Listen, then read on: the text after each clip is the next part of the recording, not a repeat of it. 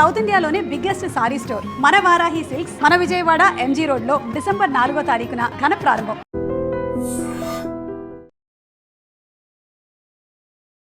చాలా రోజుల తర్వాత మళ్ళీ ఇట్లాంటి వార్తలు బయటకు వస్తున్నటువంటి సిచ్యువేషన్. నగరంలో మరోసారి కలకలం క్రియేట్ అయింది. మనకు తెలుసు చాలా టైమ్స్ ఇట్లాంటి వార్తలు వచ్చినప్పుడల్లా బాధపడ్డం చెప్పుకోవడం తప్పించి ఎట్లాంటి మార్పు ఉండట్లేదు. బాచ్పల్లి అట్లాగే ఈ శివారు ప్రాంతాలు ఏవైతే ఉంటాయో మనకు తెలుసు పెద్ద ఎత్తున ఈ జూనియర్ కాలేజెస్కి సంబంధించి అమ్మాయిలవి అబ్బాయిలవి కో ఎడ్యుకేషన్ అనుకోండి సపరేట్ అనుకోండి ఇవి పెద్ద ఎత్తున ఉంటాయి. అన్ని శివారు ప్రాంతాల్లోనే ఉంటాయి.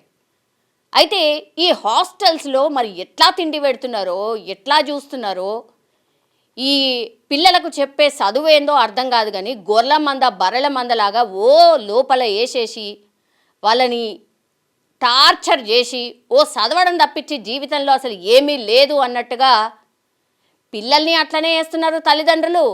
ట్రీట్ చేసే ఈ కాలేజ్ యాజమాన్యం కూడా అట్లనే ఉంది.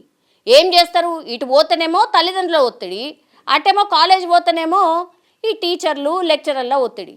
ఏం చేయాలో అర్థం కాక చాలామంది పిల్లలు పిట్టల్లా రాలిపోతున్నారు. ఈ సంవత్సరం లెక్క తీస్తే నాకు తెలిసైతే ఒక 15-20 వేల మంది ఉట్టి తెలంగాణ రాష్ట్రంలోనే ఉంటారు అనుకుంటా. మళ్ళా బాచ్పల్లి దగ్గర 2 డిఫరెంట్ కాలేజెస్లో ఒక అమ్మాయి చనిపోయింది, తర్వాత ఇంకొక అబ్బాయి కూడా చనిపోయాడు. అమ్మాయి ఏమో ఫస్ట్ ఇయర్ చదువుతోంది, మహబూబ్ నగర్కి సంబంధించిన వ్యక్తి, మక్తల్ ప్రాంతంలో ఉంటారట. ఆమె హాస్టల్లో ఉరి వేసుకొని చనిపోయింది. అబ్బాయి వచ్చేసి ఇక్కడే ప్రగతి నగర్లో ఉన్నటువంటి కాలేజ్లో సెకండ్ ఇయర్ చదువుతున్నాడు, ఇంటర్ సెకండ్ ఇయర్ చదువుతున్నాడు. అతను కూడా ఇట్లనే ఉరి వేసుకొని చనిపోయినటువంటి సందర్భం. 2 ఇన్సిడెంట్స్ ఇప్పుడు బాచ్పల్లిలోనే జరగడం. అసలు ఏం జరుగుతుంది, యాజమాన్యం కనీస ఇన్ఫర్మేషన్ కూడా ఇస్తలేదు పేరెంట్స్కి. చనిపోయిన తర్వాత కొన్ని గంటలకి ఆసుపత్రికి తరలించిన తర్వాత ఇన్ఫర్మేషన్ ఇచ్చుడైంది.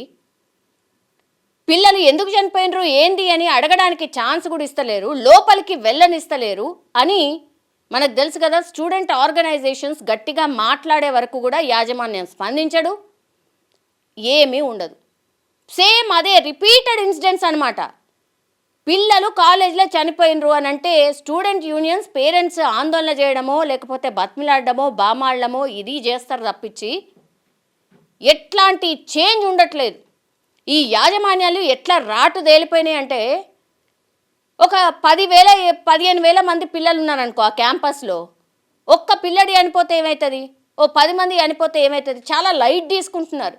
ఏదో చెప్తారు, ఏదో సెటిల్ చేస్తారు, పోలీసు వాళ్ళు వస్తారు, తర్వాత పోలీసు వాళ్ళు కూడా పూర్తిగా వీళ్ళకు న్యాయం చేస్తామంటారు, అట్లాగే యాజమాన్యం వైపు కూడా వాళ్ళ వైపే మాట్లాడుతూ ఉంటారు.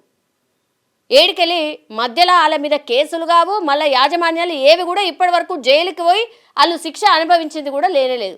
సో వెరీ కామన్ అయిపోయిందనమాట. పిల్లలు చనిపోతారు, ఆడ 1-2 రోజులు హడావిడిగా ఆందోళన జరుగుతాయి, ఆ తర్వాత తూతు మంత్రంగా ఏదో ఉంటుంది, ఆ తర్వాత బస్ ఖామోష్. మళ్ళా యథావిధిగా పిల్లలు పోతారు, ఆడనే చదువుకుంటారు. ఇక ర్యాంకులు వస్తాయా రావా దేవుడెరుం కానీ వస్తారు, పాస్ అవుతారు, ఇంకేదో అవుతుంది. ఆ క్యాంపస్కి ఏం కాదు, అక్కడ చదివే పిల్లలు మళ్ళా పోతారు.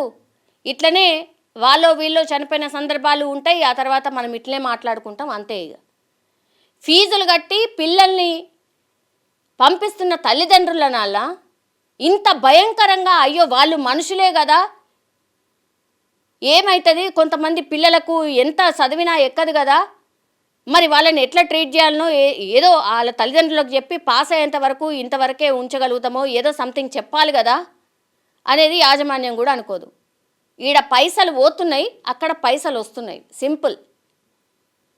ఈ వ్యవస్థ పూర్తిగా ప్రక్షాళన చేస్తే ఇట్లాంటి చావులు జరగవు. ఇట్లాంటి చావులు ఎప్పుడు ఆగుతాయి అని అంటే జస్ట్ ఈ వ్యవస్థను పూర్తిగా పైనుంచి కింది వరకు ప్రక్షాళన చేయాలి, సింపుల్. అయితేనే ఏమైనా మార్పు వస్తుంది తప్పించి లేదంటే ఇట్లాంటి సంఘటనలు ఇంకెన్ని జరుగుతాయో, ఇంకెన్నిసార్లు ఇట్లాంటివి చెప్పాల్సి వస్తుందో అనేది నిజంగా అత్యంత బాధాకరం అన్నమాట. ఆ పేరెంట్స్ పాపం ఏం చేయాలా, అంతే. బిడ్డల్ని కోల్పోయిన పేరెంట్స్ 10 రోజులు 15 రోజులు అమ్మ అని ఏడుస్తారు తప్పించి తర్వాత వాళ్ళు కోల్పోయిన బాధ వాళ్ళ కుక్కలకే ఉంటుంది, యాజమాన్యానికి ఏముండదు, వ్యవస్థకు కూడా ఏముండదు. సో ఇవి ఆగాలి అంటే ఒకటే ఒకటి మార్గం, పూర్తిగా విద్యా వ్యవస్థని పైనుంచి కింది దాకా ప్రక్షాళన చేయడం అంతే. నిజంగా ప్రస్తుతం ఉన్నటువంటి సమాజం దేనికి ప్రయారిటీ ఇస్తుంది? ఆర్థిక సంబంధాల చుట్టూ మాత్రమే తిరుగుతోంది. మళ్ళీ ఎన్నికలంగానే చాలా విరక్తి కలుగుతాను. మంచి అనిపిస్తుంది కదా, లేడీస్ కూడా ఛాలెంజింగ్ జాబ్స్ చేసినప్పుడు చాలా బాగుంటది. ట్రాఫిక్ అసిస్టెంట్స్ గా నియమించిన ట్రాన్స్జెండర్స్ అందరితో సాల్యూట్ చేయించుకుంటున్నారు. ఫుడ్ డెలివరీ ఇవ్వటానికి వెళ్ళినటువంటి డెలివరీ బాయ్ అనిల్ పై కళ్ళ ముందు